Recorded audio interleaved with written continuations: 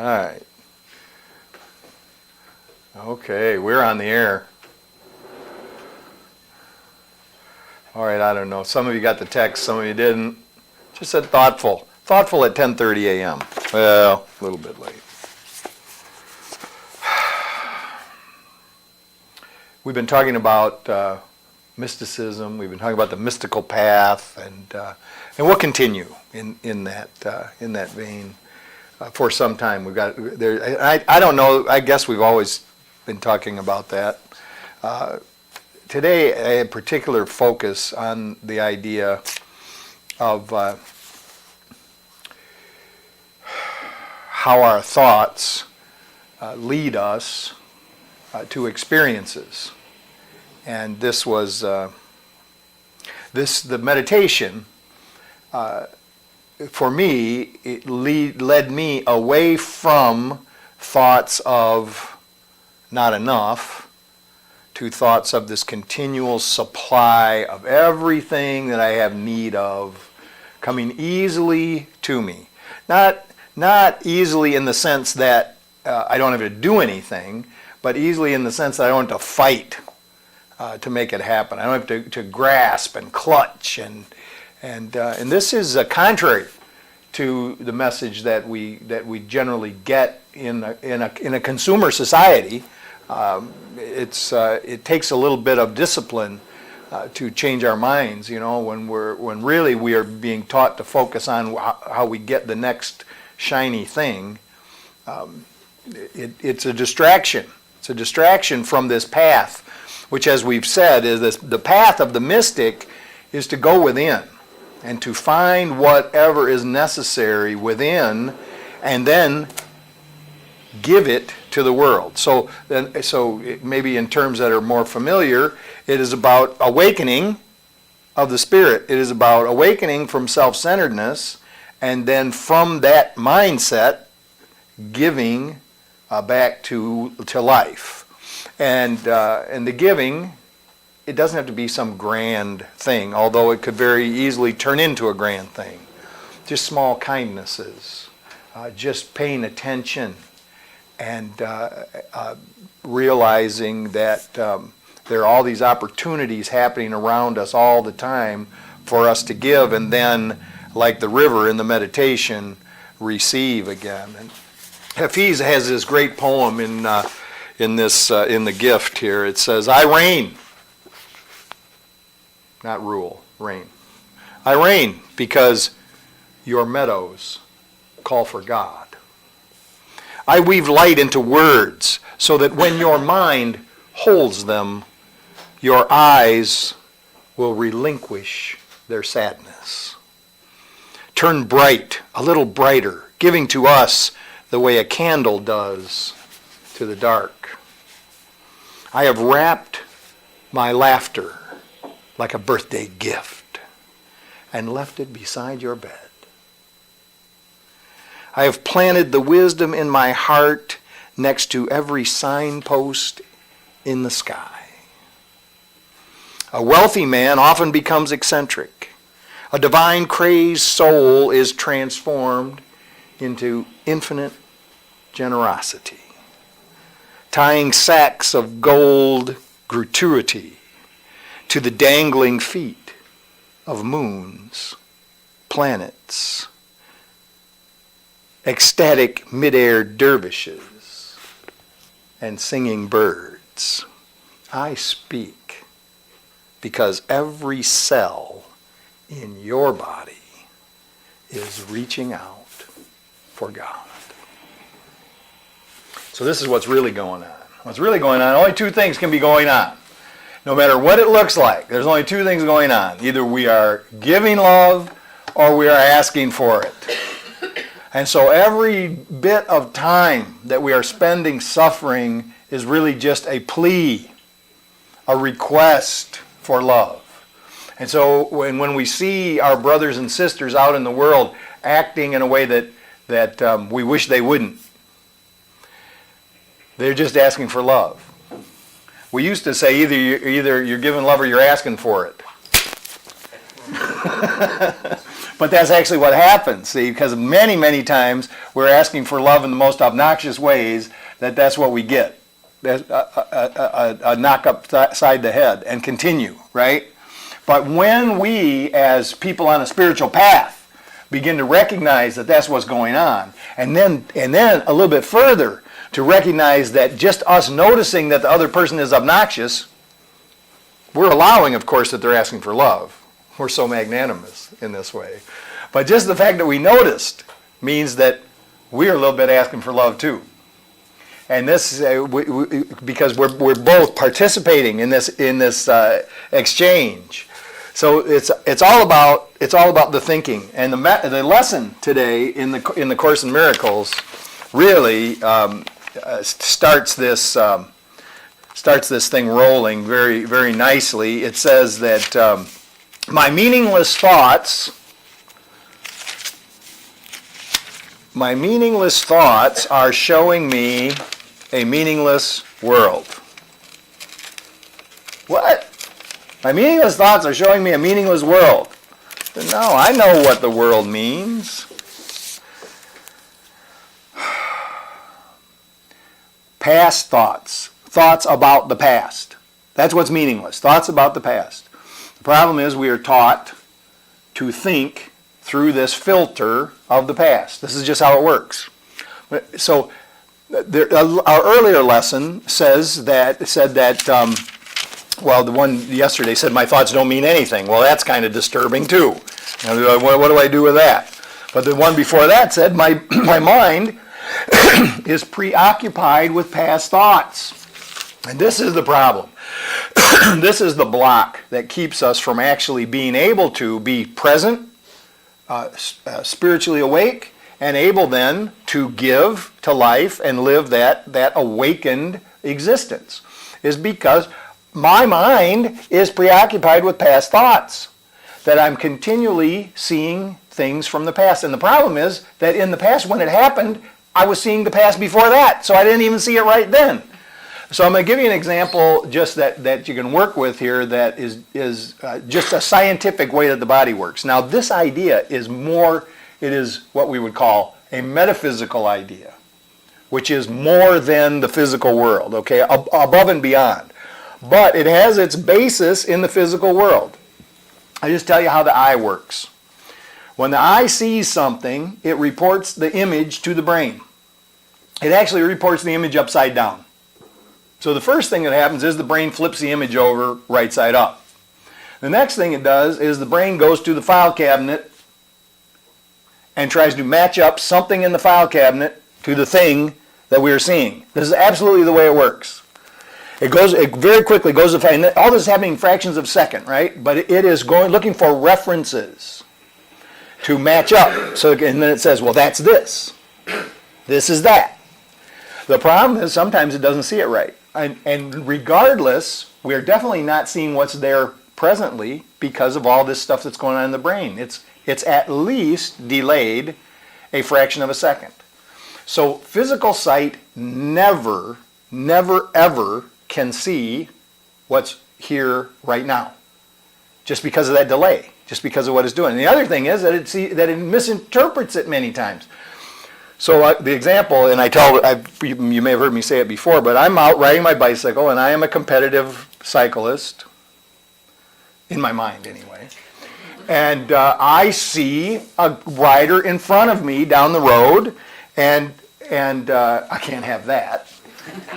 So I stand on the pedals and I start working very hard to catch this rider that's in front of me, and all of a sudden I realize it's not a rider at all, it's just a sign up ahead on the road. That for a moment, my mind, I saw the sign, but my mind went back in the file and said, oh, wait, that's a rider. That's a guy on a bicycle up in front. But it wasn't. So I made an error.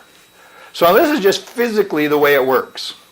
So if to think about this idea of the file cabinet, that is the past. The file cabinet in the mind is the past. And we also know that people who were born blind and have had surgeries to give them sight have a very difficult time if they're later in life. They don't just instantly see. Like even though they've got eyes, I mean, they see something, but they got no file cabinet. They have no files built up yet. It takes a long time for them to actually be able to see what's really going on. And of course, then still don't see what's going on.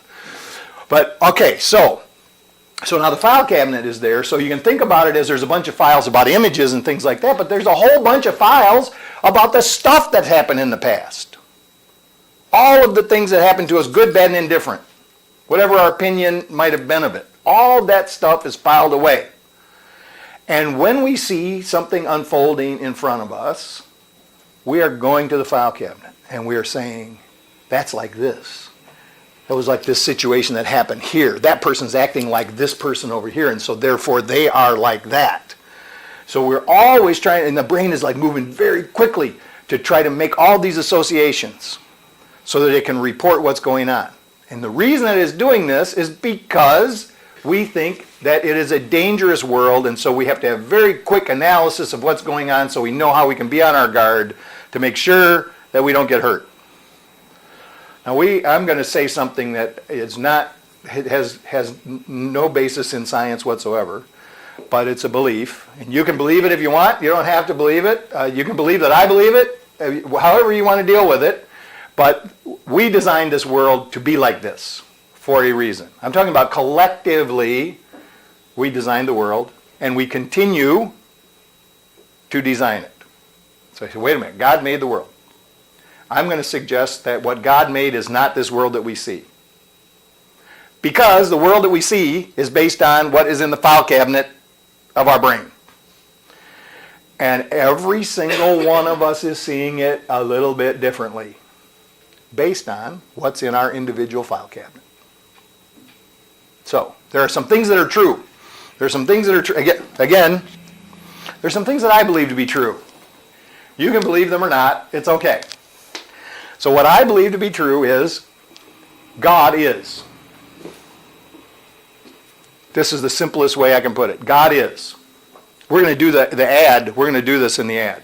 So if you get to see the ad in the Rock River Times, it said this week, I think it still says God is not mad at you. So I'm sorry if I didn't say that right off the bat. God's not mad at you. If you thought he was when you came in here, forget about it. He's okay.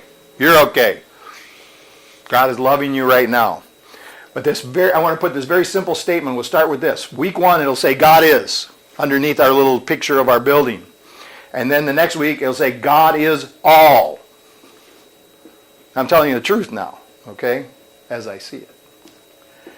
God is all there is. That'll be the next week after that. God is all there is, and nothing else is.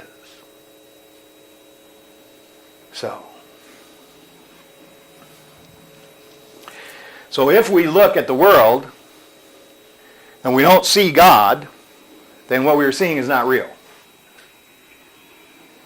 Just humor me. It's not just a theory. It really is a cherished belief that I'm holding.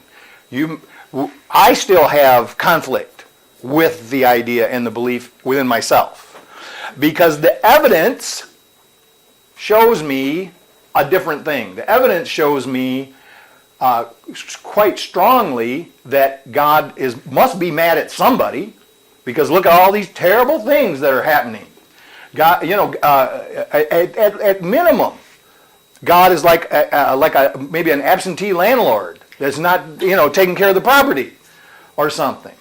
But if I get rid of it, because see, I cannot believe that a loving God is going to put suffering on people with some intention of some kind.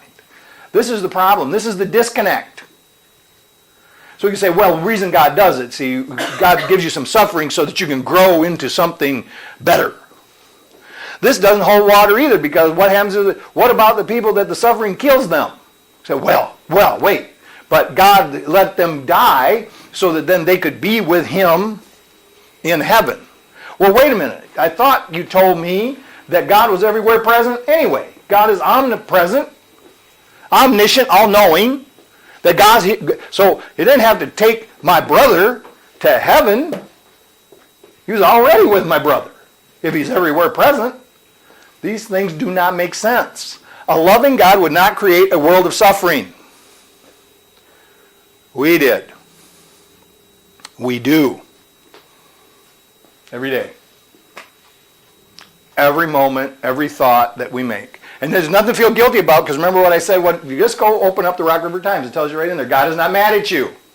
God is not mad at you, even though you are participating in the creation of this crazy, upside-down world that has forgotten love. Not only forgotten love, don't want to hear about it.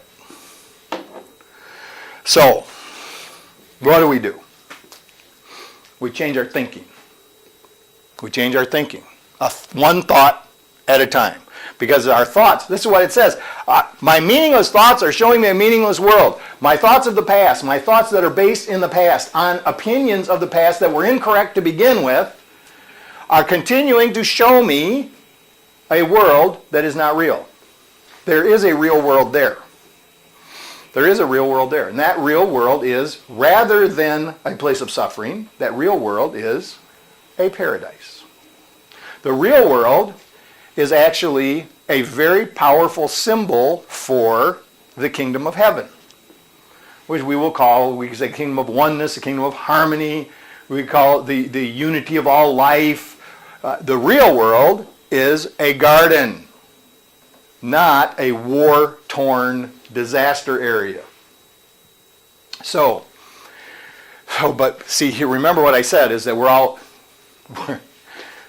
in this together. It's so interesting that we think we're not. I mean, when we're in fear, we think we're not. The problem that we see is that we're alone. We're alone, separate, under threat.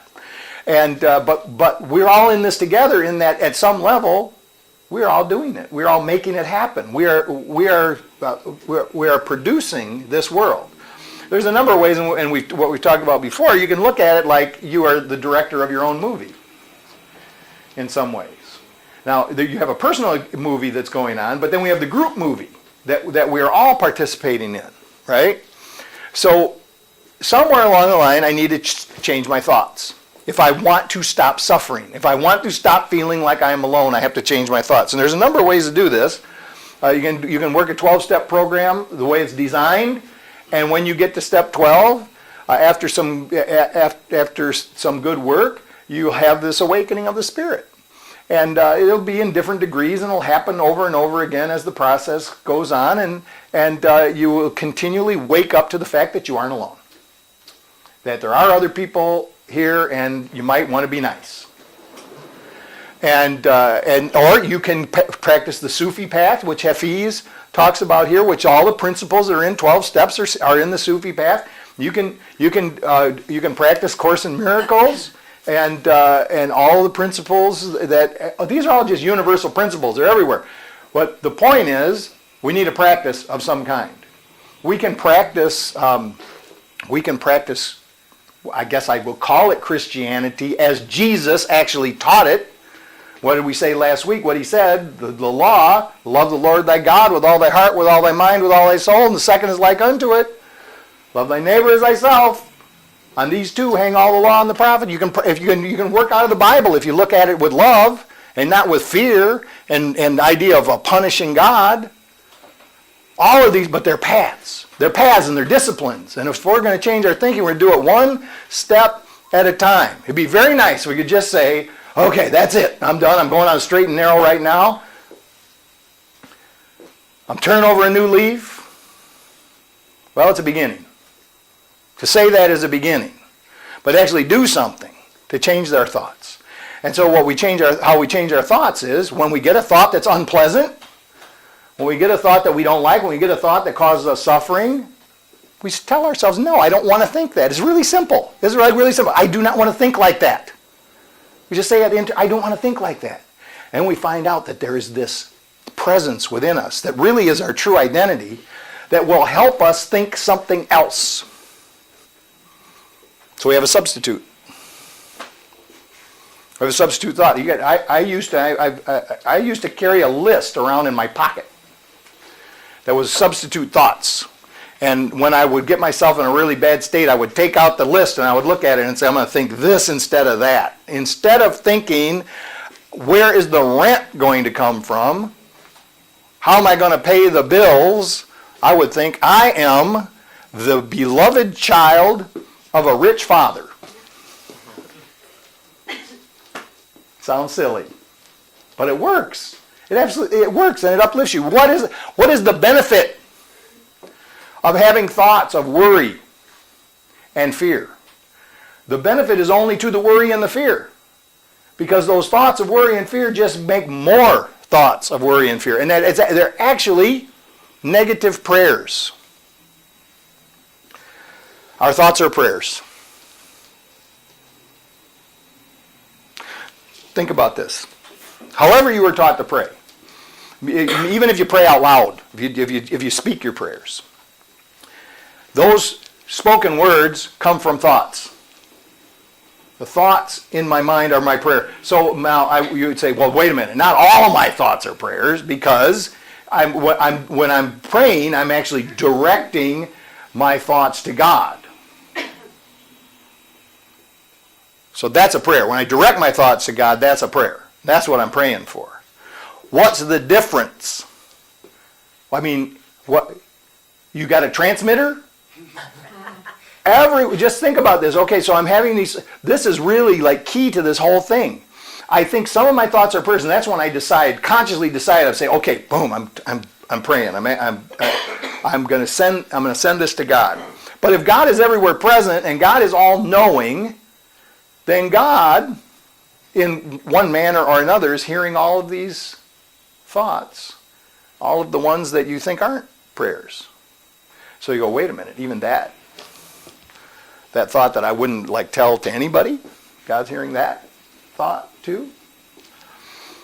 Well, in the sense that God is saying whatever it is that you think, that's what's coming. This is how the mechanism works. As you think, James Allen wrote this wonderful book. It's called